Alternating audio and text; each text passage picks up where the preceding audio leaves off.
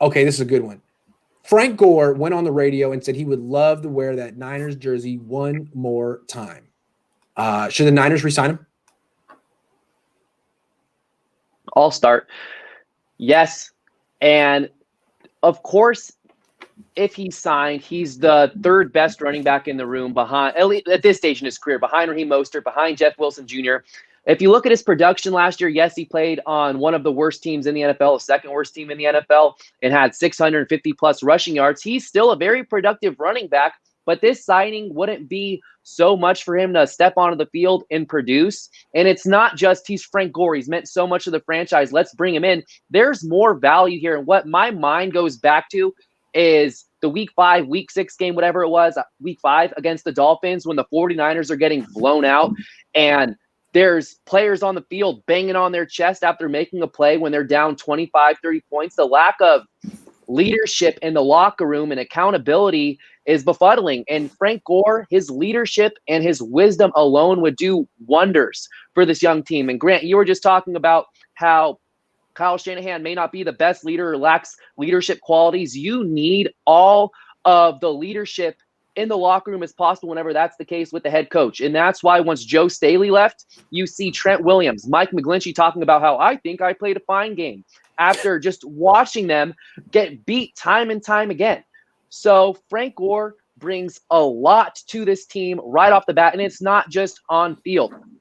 And you can't forget, he can still produce on the field. Someone replied to one of my tweets earlier today when I was advocating for Frank Gore coming back saying he's not a scheme fit. He's a grinder. I think there's room for a grinder on any roster in the NFL. It doesn't matter what your scheme is. If you're going to pick up tough yardage, there's always going to be value there. And then the history with Frank Gore, the leadership he brings, it's 100% worth it. And if you look at Tevin Coleman and Jerick McKinnon, Tevin Coleman had one of the worst seasons for a running back I've ever seen. So having a guy like Frank Gore come in, yes, 100% the 49ers should bring him back. And he's willing. He wants to come back.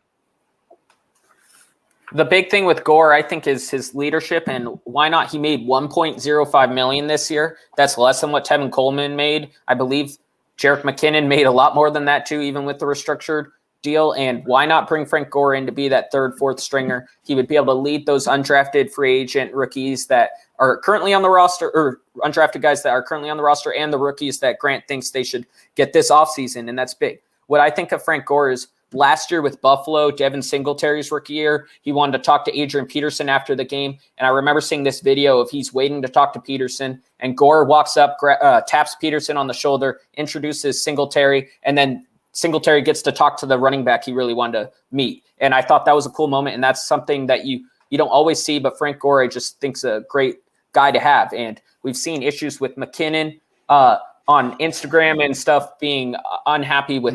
I'm not sure what he was unhappy with, but if he was unhappy with playing time, you're not going to see that with Frank Gore. Obviously, he's a great competitor and he'll want to be on the field for every play, but I don't think he's going to be mad when Jeff Wilson Jr. is getting 20 more touches than he is in a game, or Raheem Mostert and Jeff Wilson Jr. both have 10 more touches than he does. I think he's totally going to be in line with that. And my last thing with Frank Gore is when the Jets had their first win of the season on the line, who did they go to? They were 3rd and 6 and they needed a first down to ice the game. They throw to Frank Gore, and that's a big thing to me. Is he's still a good pass catcher when they throw to him. He's still a great run block or pass blocker. And I think that's a reason why you would want Frank Gore to be that third guy. Man, you guys made really good arguments for this. I like the sentimental aspect. I love the point you guys made about the leadership. That's a really good point. And it's valid because there is no leadership on the Niners offense. Sean says there's not one leadership style that applies to everyone. People bring different gifts. Kyle and John have brought a culture. Well, we'll get back to that later. But I'm talking Frank Gore and his leadership. I've seen his style of leadership. When he was on the team, it was his team.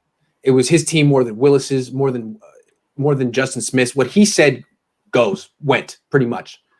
I respected that. That being said, if he were to sign with this team for like a vet minimum deal, that'd be cool. But I still don't think he'd ever play because he's not as good as Raheem Mostert. He's not as good as Jeff Wilson Jr. So at best, he'd be the number 3 running back on the team. And like Mostert is used on the outside runs, Gore can't get outside. So he would be the guy up the middle. But he's not as good as Jeff Wilson Jr. So you would have him as Jeff Wilson Jr. insurance. If he wants to be that, great. But it's really hard to really be a leader as a third stringer, even if you used to be great. It's just the way it is. Usually the leaders on the team are the best players on the team. It's just the way it is. If you want to be a coach on the field, be a coach.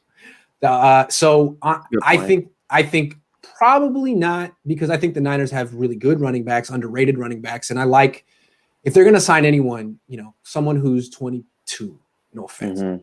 No offense. Yeah, if everybody's on board and he has an understanding of his role, because I agree that at this stage in his career, he would be the third best running back on the team. There's just not really a downside there, especially if he's willing to come in on a vet minimum.